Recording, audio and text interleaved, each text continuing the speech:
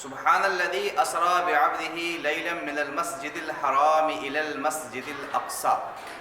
مسلمان عالم کو معراج النبی صلی اللہ علیہ وآلہ وسلم مبارک ہو۔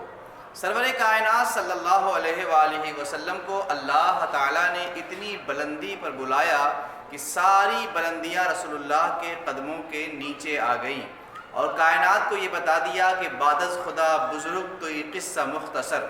سرور کائنات صلی اللہ علیہ وآلہ وسلم کو معراج شریف جب آپ مکہ میں تھے تبھی ہوئی۔ اس سلسلے میں علماء کرام کے مختلف اقوال ہیں۔ بعض نے کہا کہ اعلان نبوت سے پہلے معراج ہوا، بعض نے کہا کہ ہجرت کے بعد مدینہ شریف میں جب آپ تھے تب معراج ہوئی، بعض لوگوں نے کہا کہ ہجرت سے 1.5 سال یا 2 سال پہلے معراج ہوئی۔ بہرحال مختلف روایات ہیں، ان کا نچوڑ یہ ہے کہ جب آپ مکہ شریف میں تھے تبھی آپ کو معراج ہوئی، اور یہ واقعہ اعلان نبوت کے بعد اور ہجرت سے پہلے کا ہے۔ تاریخ اور سیر لکھنے والوں نے لکھا کہ رسول اللہ صلی اللہ علیہ وسلم جب شعب ابی طالب سے باہر تشریف لائے اور اس کے بعد حضرت خدیجہ کا بھی وصال ہوا اور ابو طالب کا بھی انتقال ہوا، آقا کریم صلی اللہ علیہ وسلم دعوت و تبلیغ کے لیے طائف تشریف لے گئے، اور وہاں لوگوں نے آپ پر ظلم کیا، اور اس کے بعد جب آپ مکہ شریف آئے تو اللہ تبارک و تعالیٰ نے معراج کی عظیم دولت سے آپ کو مالا مال فرمایا۔ رسول اللہ صلی اللہ علیہ وسلم اس وقت کہاں پر تھے جب معراج ہوئی؟ حرم کے اندر تھے، یا چاہے زمزم اور مقام ابراہیم کے درمیان تھے، یا حضرت ام ہانی کے گھر پہ تھے؟ کہاں تھے؟ مختلف روایات ہیں۔ تطبیق کی صورت یہ بنتی ہے کہ اللہ کے رسول صلی اللہ علیہ وسلم کو ان سارے مقامات پہ لے جایا گیا۔ حضرت ہانی کے یہاں تھے، وہاں سے مسجد حرام میں لایا گیا، چاہے زمزم پہ غسل دیا گیا، واللہ عالم بالصواب، اور اس کے بعد سرور کائنات صلی اللہ علیہ وسلم کو فرشتوں کی جھرمٹ میں مسجد حرام سے مسجد اقصیٰ تک لے کر آیا گیا۔ یاد رہے یہ سفر نہیں تھا، یہ سیر ہے، سیر۔ اللہ نے حضور کو کائنات کی سیر کرائی، ساری کائنات کا آپ نے مشاہدہ کیا، حتیٰ کہ آپ نے خود ہی فرمایا کہ میں موسیٰ علیہ السلام کی قبر سے گزرا تو ان کو قبر میں نماز پڑھتے ہوئے دیکھا۔ یاد رہے سفر اور چیز ہے، سیر اور چیز ہے۔ سفر میں یہ ہوتا ہے کہ سفر کرنے والا مسافر منزل کی طرف متوجہ ہوتا ہے، دائیں بائیں کیا ہو رہا ہے، کون سا علاقہ آ رہا ہے، کون سا شہر جا رہا ہے، کون سے لوگ گزر رہے ہیں، کون سی آبادی ہے، اس کی معلومات وہ حاصل نہیں کرتا۔ لیکن سیر جو ہے، سیر کرنے والا بندہ ان تمام چیزوں کو دیکھتا ہے، ان تمام سے لطف اندوز ہوتا ہے۔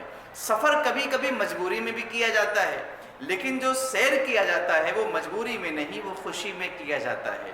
تیسری چیز یہ کہ یہ جو سیر ہے یہ خود اللہ تبارک و تعالیٰ نے کرائی۔ سبحان الذی اسرا بعبدہ لیلا من المسجد الحرام الی المسجد الاقصی۔ یاد رہے سرور کائنات صلی اللہ علیہ وسلم جب بیت المقدس تشریف لائے، مسجد اقصیٰ تشریف لائے، تو آپ اس وقت دیکھا جملہ انبیاء کرام وہاں جمع تھے، اور آپ نے انبیاء کو نماز پڑھائی، اور یکے بعد دیگر انبیاء کرام نے آپ کی شان و عظمت کو بیان کیا، اور اس کے بعد آپ نے آسمانوں کا سفر کیا۔ اس سلسلے میں کئی روایات ہیں، بعض میں یہ ہے کہ جب آپ معراج سے واپس تشریف لائے مسجد اقصیٰ میں تو انبیاء کو جماعت کرائی، بعض روایتوں میں ہے جب آپ جانے لگے تو انبیاء کو جماعت کرائی۔ بہرحال جو ہے مدارج النبوہ کے اندر شیخ عبدالحق محدث دہلوی نے اور امام اہل سنت نے بھی اور ابن کثیر نے بھی، کئی حضرات نے یہ لکھا ہے کہ یہ ایسا ممکن ہے کہ جاتے ہوئے بھی آپ نے امامت کرائی ہو اور آنے کے بعد بھی امامت کرائی ہو۔ بہرحال واللہ عالم بالصواب۔ سید عالم صلی اللہ علیہ وآلہ وسلم کو آسمانوں کی بھی سیر کرائی گئی۔ یاد رہے یہاں سفر اور سیر کا فرق اپنے ذہن میں ضرور رکھیے گا۔ آپ صلی اللہ علیہ وسلم نے انبیاء کرام علیہ السلام سے آسمانوں پہ ملاقات کی، جنت و دوزخ کو ملاحظہ فرمایا، کئی چیزوں کو آپ نے دیکھا، اور کئی ایک کے بارے میں آپ نے سوالات بھی کیے، آپ کا ایک شاندار استقبال بھی ہوا، اور اس کے بعد بارگاہ رب العلا میں آپ حاضر ہوئے اور آپ جاگتے ہوئے رب کا دیدار کیا۔ اہل سنت و جماعت اس بات کو مانتے ہیں کہ حضور صلی اللہ علیہ وسلم نے اپنے رب کو دیکھا، دنیا میں رب تعالیٰ کا دیدار حضور اکرم صلی اللہ علیہ وسلم کے ساتھ خاص ہے۔ یہ بات بھی آپ کے پیش نظر رہے، ذہن میں رہے کہ رسول پاک صاحب الاولاق صلی اللہ علیہ وآلہ وسلم پر جو نماز فرض ہوئی اور امت پر جو نماز فرض ہوئی یہ معراج کی شب میں ہی ہوئی تھی۔ سید عالم صلی اللہ علیہ وآلہ وسلم نے آسمانوں کا سیاہ جنت و دوزخ کو ملاحظہ فرمایا، بہت سی چیزیں دیکھی، عذاب قبر کو دیکھا اور جہنم میں جو عذاب دیے جائیں گے اسے بھی ملاحظہ فرمایا۔ آقا کریم صلی اللہ علیہ وسلم نے یہ بھی فرمایا کہ میں نے دیکھا کہ عورتوں پر زیادہ عذاب ہو رہا ہے، اور اس عذاب کا سبب یہ بتایا کہ وہ ناشکری زیادہ کرتی ہیں۔ بہرحال معراج کی رات بڑی عظیم رات ہے، بڑی مقدس رات ہے، بڑی مبارک رات ہے۔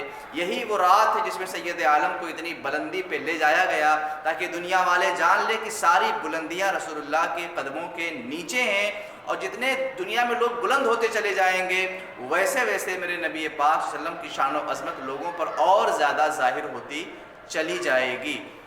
آج کل چونکہ تاریخی شوشہ چھوڑ کر کے مسلمانوں کی اجتماعیت کو بکھیرا جا رہا ہے۔ مثال کے طور پر جیسے ہی معراج کی تاریخ آتی ہے فوراً بر صغیر کے اندر کچھ جماعتیں میدان میں نکل کے آتی ہیں اور کہتی نہیں معراج رجب کے مہینے میں نہیں، شعبان کے مہینے میں ہوا، کسی نے کہا رمضان کے مہینے میں ہوا، کسی نے کہا شوال کے مہینے میں ہوا، کسی نے کہا جمادی الاخرہ کے مہینے میں ہوا۔ بہرحال مختلف روایات کو بیان کر کے یہ بتانے کی کوشش کی جاتی ہے تاکہ مسلمانوں میں انتشار پیدا ہو اور ان کی اجتماعیت کو بکھیر دیا جائے۔ اہل سنت کے ذمہ دار حضرات سے گزارش اور علماء سے گزارش ہے کہ اس پر خاص نظر رکھیں، جہاں جہاں امت جمع ہے جن جن معمولات میں ان تمام معمولات کے اندر تاریخی شوشہ چھوڑ کر کے ان کو منتشر کرنے کی کوشش کی جا رہی ہے۔ صدیوں سے اہل سنت 27ویں شب رجب کے مہینے میں معراج شریف کو بڑی شان و شوکت سے مناتے ہیں اور انشاءاللہ مناتے رہیں گے۔ گرچہ تاریخ میں اختلاف ہے مگر امت نے اس بات پر اتفاق کیا ہے، لہٰذا اس کو تاریخی شوشہ چھوڑ کر کے منتشر کرنے کی کوشش نہ کیا جائے۔ متحد ہو تو بدل ڈالو زمانے کا نظام، منتشر ہو تو پھر اشک بہاتے کیوں ہو۔